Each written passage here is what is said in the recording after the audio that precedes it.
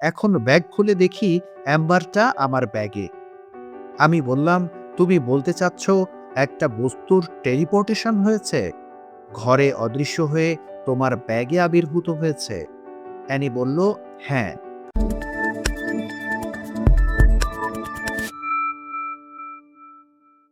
Bangla audio গল্পে আপনাকে আমন্ত্রণ। এখন আপনি শুনবেন কথাসাহিত্যের জাদুকর হুমায়ূন আহমেদের ছোট গল্প সোনার মাছি। টেলিপোর্টেশন শব্দটার সঙ্গে আপনি কি পরিচিত? আমি বললাম, না। মিসির আলী বললেন, টেলিকাইনেটিক্স এই শব্দটা কি শুনেছেন? আমি বললাম, না, তাও শুনিনি। তিনি আবারও বললেন, টেলিপ্যাথি এটা শুনেছেন? আমি বললাম, হ্যাঁ, এটা শুনেছি। যতদূর জানি এর মানে হচ্ছে মানসিকভাবে একজনের সঙ্গে আরেকজনের যোগাযোগ করা। মিসির আলী চায়ের কাপে চুমুক দিতে দিতে বললেন, ঠিকই শুনেছেন।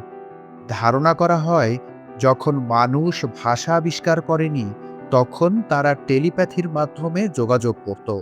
মানুষের কাছে ভাষা আসার পর টেলিপ্যাথিক ক্ষমতা নষ্ট হতে শুরু করে। আমি বললাম, আপনি কি টেলিপ্যাথির কোনো গল্প শোনাবেন? মিসির আলী বললেন, না, আমি একটা সোনার মাছির গল্প শোনাবো। এই মাছিটার টেলিপোর্টেশন ক্ষমতা ছিল। আমি অবাক হয়ে বললাম, বলেন কি? মিসির আলী বললেন, মনে করুন আমরা এই চায়ের কাপটা বিছানায় রাখলাম, হাত দিয়ে ধরলাম না, মানসিক ক্ষমতা প্রয়োগ করলাম। কাপটা আস্তে আস্তে আমার দিকে আসতে শুরু করলো। একে বলে টেলিকাইনেটিক্স। আবার মনে করুন কাপটা বিছানাতেই আছে, হঠাৎ দেখা গেল কাপটা টেবিলে। একে বলে টেলিপোর্টেশন। সায়েন্স ফিকশনে প্রায় দেখা যায় এলিয়েনরা এক জায়গা থেকে অদৃশ্য হয়ে অন্য জায়গায় উদয় হচ্ছেন। পড়েছেন না এ ধরনের গল্প? আমি বললাম, হ্যাঁ, পড়েছি। লেরি নিভানের উইন্ডো অব দ্য স্কাই বইটিতে এই বিষয়টা আছে। মিসির আলী বললেন, ম্যাজিশিয়ানেরা টেলিকাইনেটিক্স এবং টেলিপোর্টেশন দু ধরনের খেলাই দেখান। মঞ্চের দুপ্রান্তে দুটো কাঠের খালি বাক্স রাখা আছে। রূপবতী এক তরুণী একটা বাক্সে ঢুকলেন। বাক্স তালা দিয়ে দেয়া হলো। তালা খুলে দেখা গেল মেয়েটি নেই। সে অন্য একটা বাক্স থেকে বের হলো। চমৎকার ম্যাজিক, কিন্তু কৌশলটা অতি সহজ। আমি আগ্রহ নিয়ে বললাম, কৌশলটা তাহলে কি?" মিসির আলী বললেন, "সেটা আপনাকে বলবো না। আপনাকে কৌশল বলে দেবার অর্থ চমৎকার একটা ম্যাজিকের রহস্য নষ্ট করা। কাজটা ঠিক হবে না। বরং সোনার মাছি গল্পটাই শুনুন।" আমি মিসির আলীর বাড়িতে এসেছি নিমন্ত্রিত অতিথি হয়ে। রাতে বিশেষ কোনো খাবার খাবো, যা খেয়ে মিসির আলী আনন্দ পেয়েছেন। তিনি আমাকেও সেই আনন্দ দিতে চান। তিনি খুলনার একটা কাজের ছেলে রেখেছেন। বয়স ১৩-১৪ হবে। নাম জামাল। এই ছেলেটি রান্নায় ওস্তাদ। আজ সে রাঁধবে কলার মোচা এবং চিংড়ি দিয়ে এক ধরনের ভাজি, কাঁচামরিচ এবং পেঁয়াজের রস দিয়ে মুরগি। মিসির আলীর ধারণা পৃথিবীর যে কোনো শ্রেষ্ঠ খাবারের তালিকায় এই দুটি আইটেম আসা উচিত। আমি বললাম, জামাল ছেলেটাকে বেতন যা দিচ্ছেন তা আরো বাড়িয়ে দিন, যাতে সে থেকে যায়, দুদিন পর চলে না যায়। মিসির আলী বললেন, বেতন যতই বাড়ানো হোক এই ছেলে থাকবে না, আমার টেলিভিশনটা চুরি করে পালাবে। আমি হাসতে হাসতে বললাম, কিভাবে বুঝলেন? মিসির আলী বললেন, ওর দৃষ্টিতে একটা চোর চোর ভাব আছে। সে টেলিভিশনের দিকে তাকায় চোরের দৃষ্টিতে। টেলিভিশন প্রোগ্রাম দেখার প্রতি তার আগ্রহ নেই। বন্ধ টেলিভিশনটা সে প্রায় সরু চোখে দেখে। চুরি যদি নাও করে, বেতনও যদি বাড়ায়, তারপরেও সে বেশি দিন থাকবে না। কেন বলবো? আমি বললাম, বলুন শুনি। তিনি বললেন, খুব ভালো যারা রাঁধুনি তারা প্রশংসা শুনতে চায়। এই প্রশংসা তাদের মধ্যে ড্রাগের মতো কাজ করে। তবে একই লোকের প্রশংসা না, তারা নতুন নতুন মানুষের প্রশংসা শুনতে চায়। এই জন্যই এক বাড়ির কাজ ছেড়ে অন্য বাড়িতে ঢুকে। ওর কথা থাক, গল্প শুরু করি। আমি বললাম, হ্যাঁ, গল্প শুরু করো। মিসির আলী বললেন, গল্পটা আমার না, আমার পিএইচডি থিসিসের গাইড প্রফেসর নেসার অ্যালিংটনের। আমি বিস্মিত হয়ে বললাম, আপনার পিএইচডি ডিগ্রি আছে নাকি? তিনি বললেন, হ্যাঁ আছে। আমি বললাম, কোনোদিন তো বলতে শুনলাম না। মিসির আলী বললেন, ডিগ্রি বলে বেড়ানোর মতো কিছু না। পিএইচডি দামি কোনো ঘড়ি না যে হাতে পড়ে থাকবো, সবাই দেখবে। আপনার নিজেরও তো পিএইচডি ডিগ্রি আছে, নামের আগেই কখনো ব্যবহার করেছেন? আমি বললাম, না তা করিনি, কিন্তু আমার এই বিষয়টা সবাই জানে, আপনারটা জানে না। তিনি বললেন, না জানুক, আমার গাইড প্রফেসর নেসার অ্যালিংটনের কথা দিয়ে শুরু করি।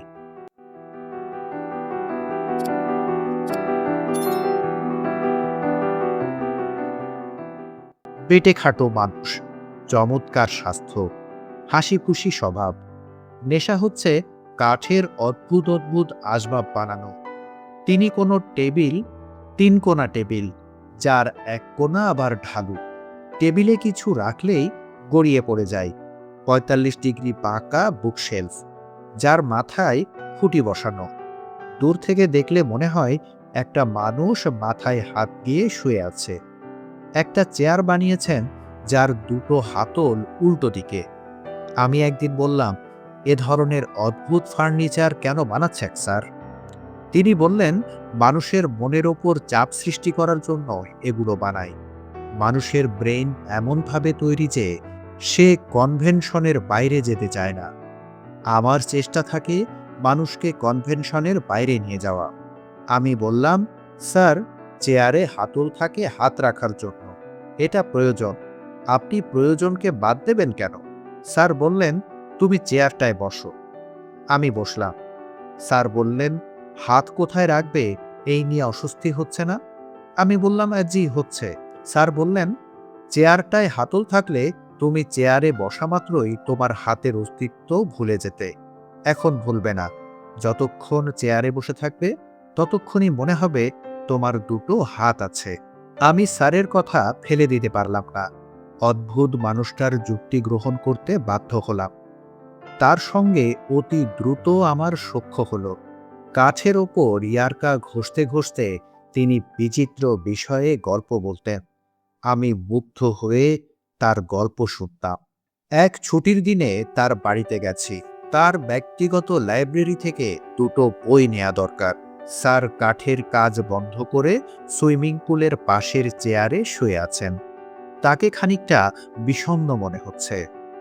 আমি বই দুটোর কথা বললাম। তার উত্তরে স্যার বললেন, মিসির আলী, চলো সুইমিং করি। আমি দারুণ অস্বস্তিতে পড়লাম।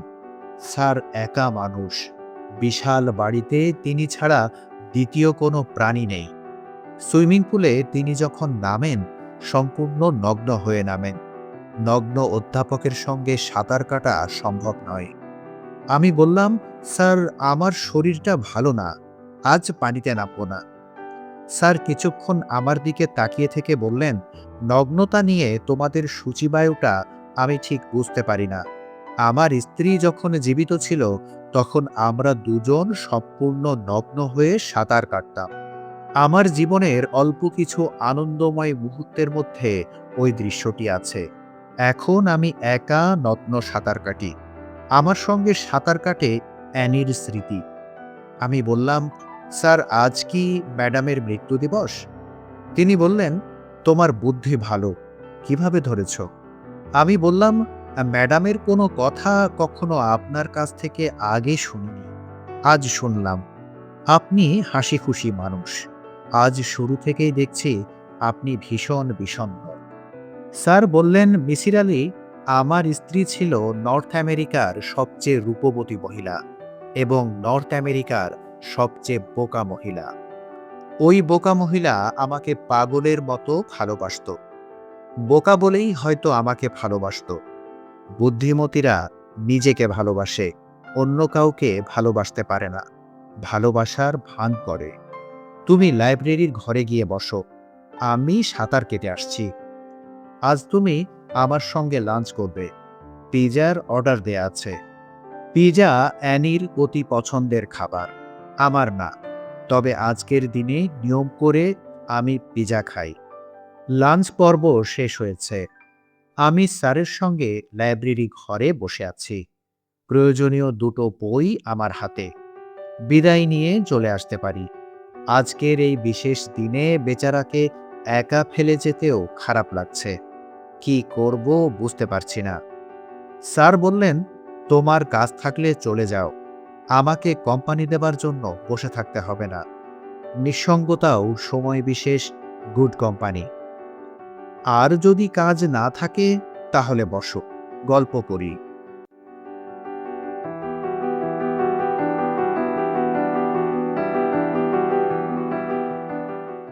অ্যানির বোকামির গল্প শুনবে?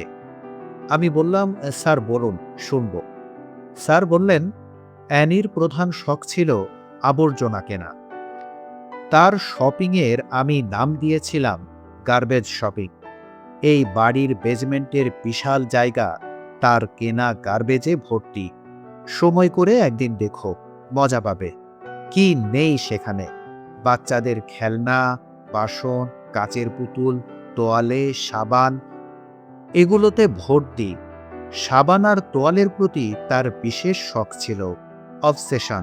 সাবান দেখলেই কিনবে। মোড়ক খুলে কিছুক্ষণ গন্ধ শুকবে, তারপর রেখে দেবে।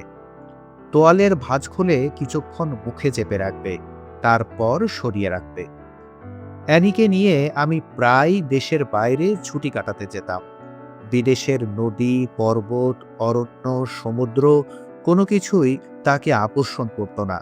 সে ক্রেডিট কার্ড নিয়ে মহা আনন্দে দোকানে দোকানে ঘুরত।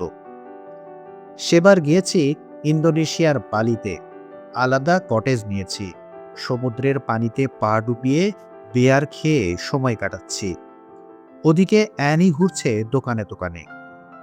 তার সময়ই ভালো কাটছে। আমার নিজের সময়ও খারাপ কাটছে না। এক রাতে সে উত্তেজিত গলায় বলল, আজ একটা অদ্ভুত জিনিস কিনেছি, দেখবে? আমি বললাম, না থাক, তুমি কিনতে থাকো, প্যাকেটে করে সব দেশে পাঠাও। অ্যানি বলল, এটা একটু দেখো, একটা সোনার মাছি। আমি বললাম, সোনার মাছিটা দিয়ে কি করবে? লকেটের মতো গলায় ঝুলাবে? মাছির মতো নোংরা একটা পতঙ্গ গলায় ঝুলিয়ে রাখার কোনো মানে হয়? অ্যানি বলল, জিনিসটা আগে দেখো, তারপর জ্ঞানী জ্ঞানী কথাগুলি বলো। আমি জিনিসটা দেখলাম। অ্যাম্বারের একটা খণ্ড, সিগারেটের প্যাকেটের চেয়ে সামান্য বড়। সেখানে সোনালী রঙের একটা মাছি আটকা পড়ে আছে। অ্যাম্বারের নিজের রঙও সোনালী। সূর্যের আলো তার গায়ে পড়লে সে ঝলমল করে ওঠে। মাছিটাও চিকমিক করতে থাকে। অ্যানি মুগ্ধ গলায় বলল, সুন্দর না? আমি বললাম, জিনিসটা নকল। অ্যানি আহত গলায় বলল, মাছিটা নকল? আমি বললাম, মাছিটা নকল না, অ্যাম্বারটা নকল। চাইনিজরা নকল অ্যাম্বার তৈরি করে তার ভেতর কীটপতঙ্গ ভরে আসল বলে বোকা টুরিস্টদের কাছে বিক্রি করে। আসল অ্যাম্বারের গুরুত্ব তুমি জানো না, আমি জানি। পৃথিবীর প্রাচীন ফসিলগুলির বড় অংশ হল অ্যাম্বারে আটকে পড়া কীটপতঙ্গ। বিজ্ঞানীদের কাছে অ্যাম্বার ফসিল অনেক বড় ব্যাপার। অ্যানি বলল, অ্যাম্বারটা কি? আমি বললাম, এক ধরনের গাছের কষ, জমাট বেঁধে শক্ত হয়ে যায়। পৃথিবীর প্রাচীন সব সভ্যতাতেই অ্যাম্বারের গয়নার নিদর্শন পাওয়া গেছে। আলেকজান্ডার দ্য গ্রেটকে চীনের সম্রাট অ্যাম্বারের তৈরি একটি রথ উপহার দিয়েছিলেন। অ্যানি বলল, জ্ঞানের কথা রাখো, জিনিসটা সুন্দর কিনা সেটা বলো। আমি বললাম, নকল জিনিস সুন্দর তো হবেই, এর পেছনে কত ডলার খরচ করেছ? অ্যানি বলল, সেটা বলবো না, শুনলে তুমি রাগ করবে। অ্যানি অ্যাম্বারের টুকরা গালে লাগিয়ে হাসি হাসি মুখে বসে রইল। মিসির আলী, আমি তোমাকে বলেছি না আমার স্ত্রী নর্থ আমেরিকার সবচেয়ে রূপবতী মহিলা? আমি বললাম, জি স্যার, বলেছেন। ওই রাতে তাকে দেখে আমার মনে হলো সে শুধু নর্থ আমেরিকার না, এই গ্রহের সবচেয়ে রূপবতী তরুণী। কবি হোমার তাকে দেখলে আরেকটি মহাকাব্য লিখতেন। আমি কোনো কবি না, আমি সামান্য সাইকোলজিস্ট। আমি অ্যানির হাত ধরে বললাম, আই লাভ ইউ। অ্যানি বলল, I love you my golden fly. আমি সামান্য চমকালাম। আমেরিকান কালচারের স্বামী আই লাভ ইউ বলার সঙ্গে সঙ্গে স্ত্রীকেও আই লাভ ইউ বলতে হয়। অ্যানি কিন্তু তা বলেনি। এটা এমন কোনো বড় ব্যাপার না। তবে সাইকোলজিস্ট হিসেবে আমি বুঝতে পারলাম অ্যানি সোনার মাছির প্রতি গভীর আসক্তির পথে যাচ্ছে। অবসেশন খারাপ জিনিস। অবসেশন মানুষের চিন্তা, চেতনা, জ্ঞান, বুদ্ধি আচ্ছন্ন করে ফেলার ক্ষমতা রাখে। পৃথিবীর সবচেয়ে পাওয়ারফুল ড্রাগের চেয়েও অবসেশন শক্তিশালী। তুমি একজন সাইকোলজিস্ট, আমার এই কথাটা মনে রেখো। অ্যানির অবসেশন অতি দ্রুত প্রকাশিত হলো। আমি ছোট্ট একটা ঘটনা বলে তার অবসেশনের তীব্রতা বোঝাবো। এক রাতের কথা। আমি অ্যানির সঙ্গে ঘনিষ্ঠভাবে মিলিত হচ্ছি। হঠাৎ লক্ষ্য করলাম অ্যানি তার গালে অ্যাম্বারের টুকরাটা চেপে ধরে আছে। আমি অ্যানির হাত থেকে অ্যাম্বারটা কেড়ে নিয়ে মেঝেতে ছুঁড়ে ফেলতে যাচ্ছিলাম। হঠাৎ অ্যানির কাঁদো কাঁদো মুখ দেখে নিজেকে সামলালাম। অবসেশন সম্পর্কে ছোট্ট বক্তৃতা দিলাম। সে আমার কোনো কথাই মন দিয়ে শুনছিল না। এক দৃষ্টিতে তাকিয়েছিল আমার হাতের অ্যাম্পারের টুকরোটার দিকে। আরেক দিনের কথা, হাইওয়ে দিয়ে যাচ্ছি। অ্যানি অতি বিরক্তিকর একটা কাজ করছে। চলন্ত গাড়িতে চোখের পাতায় পেন্সিল দিয়ে রং ঘষছে। অনেকবার তাকে বলেছি এই কাজটা করবে না। কোনো কারণে গাড়ি ব্রেক করতে হলে চোখ আঁকার পেন্সিল ঢুকে যাবে চোখের ভেতরে। আমার কথায় লাভ হয়নি। চলন্ত গাড়িতে তার চোখ আঁকা নাকি সবচেয়ে ভালো হয়। আমি অ্যানিকে অগ্রাহ্য করে গাড়ি চালাচ্ছি। সে যা করতে চায় করুক। হঠাৎ অ্যানির বিকট চিৎকার।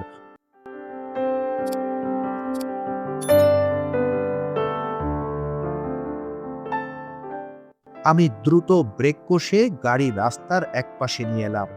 আমি বললাম, অ্যানি, কি হয়েছে? অ্যানি বলল, সোনার মাছিটা আমি সব সময় বাসায় রেখে আসি, যদি হারিয়ে যায় সেই ভয়ে। আজও তাই করেছি। এখন ব্যাগ খুলে দেখি অ্যাম্বারটা আমার ব্যাগে। আমি বললাম, তুমি বলতে চাচ্ছ একটা বস্তুর টেলিপোর্টেশন হয়েছে, ঘরে অদৃশ্য হয়ে তোমার ব্যাগে আবির্ভূত হয়েছে? অ্যানি বলল, হ্যাঁ। আমি বললাম, তোমার ইন্টেলেকচুয়াল লেভেল অত্যন্ত নিম্ন পর্যায়ের, তাই বলে এতটা নিম্ন পর্যায়ে তা আমি ভাবিনি। অ্যানি বলল, তাহলে অ্যাম্বারটা আমার ব্যাগে কিভাবে এসেছে? আমি বললাম, তুমি নিজেই এনেছ, এখন ভুলে গেছ। বস্তুটার প্রতি তুমি অবসেট বলেই ঘটনাটা ঘটেছে। অ্যানি বলল, হতে পারে, আই অ্যাম সরি।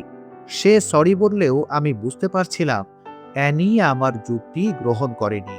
সে ধরেই নিয়েছে সোনার মাছি তার আকর্ষণে আপনা আপনি তার ব্যাগে চলে এসেছে। কিছুদিন পর আবার এই ঘটনা। অ্যানিকে নিয়ে কে মার্টে গিয়েছি।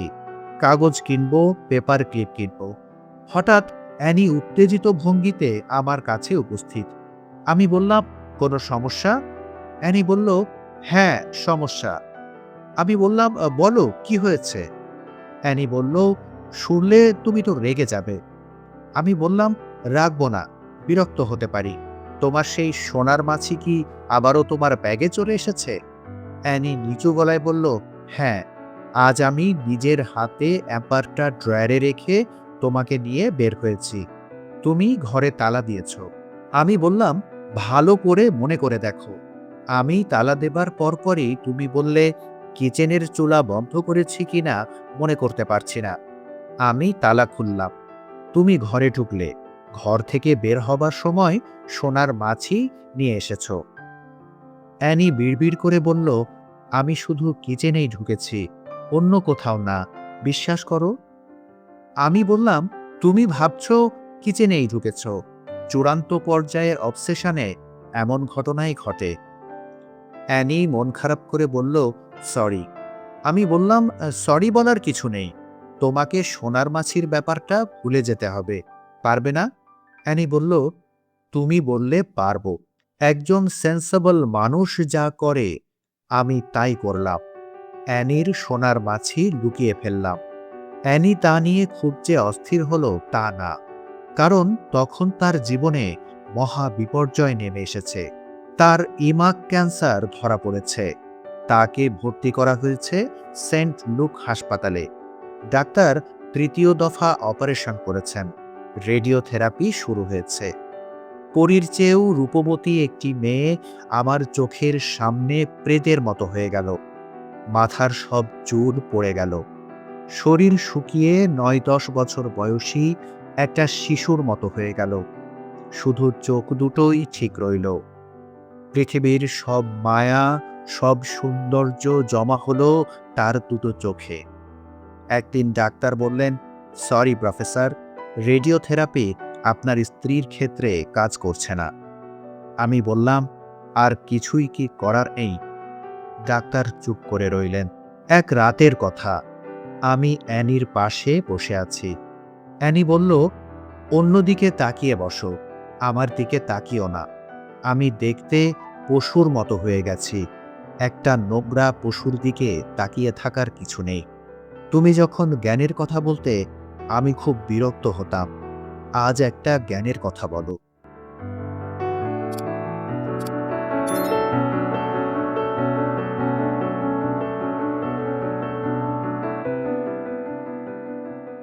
আমি বললাম, বিজ্ঞান বলছে মহাবিশ্বের এন্ট্রপি বাড়ছে। এটাই নিয়ম। বাড়তে বাড়তে এন্ট্রপি তার শেষ সীমায় পৌঁছাবে। তখন পুরো ইউনিভার্সের মৃত্যু হবে। তোমার জন্য আমার ভালোবাসা সেদিনও থাকবে। তুমি নোংরা পশু হয়ে যাও কিংবা সরীসৃপ হয়ে যাও, তাতে কিছুই আসে যায় না। অ্যানি আমার হাতে মাথা রেখে অনেকক্ষণ কাঁদল। তারপর বললাম, কিছুক্ষণের জন্য আমার সোনার মাছিটাকে কি আমার কাছে দেবে? আমি একটু আদর করে তোমার কাছে ফেরত দেব। কোনো দিন চাইব না, প্রমিস। আমি স্তব্ধ হয়ে বসে রইলাম, কারণ অ্যাম্পার খণ্ডটা আমার কাছে নেই। নিতান্তই মূর্খের মতো আমি ফেলে দিয়েছিলাম হাডসন নদীতে। আমি নিশ্চিত জানতাম, ঘরের কোথাও লুকিয়ে রাখলে অ্যানি কোনো দিন কোনো না কোনোভাবে খুঁজে বের করবে। তার অবসেশন সে শেষ সীমায় নিয়ে যাবে। এখন আমি কি করি? মৃত্যু পথযাত্রীকে কি বলবো? আমি কিছুই বললাম না। মাথা নিচু করে বাসায় ফিরলাম। তার একদিন পর হাসপাতাল থেকে টেলিফোন এলো, অ্যানির অবস্থা ভালো না, তুমি চলে এসো, সে তোমাকেই খুব চাইছে। আমি হাসপাতালে ছুটে গেলাম। অ্যানিকে দেখে চমকালাম। হঠাৎ করে তাকে সুন্দর লাগছে।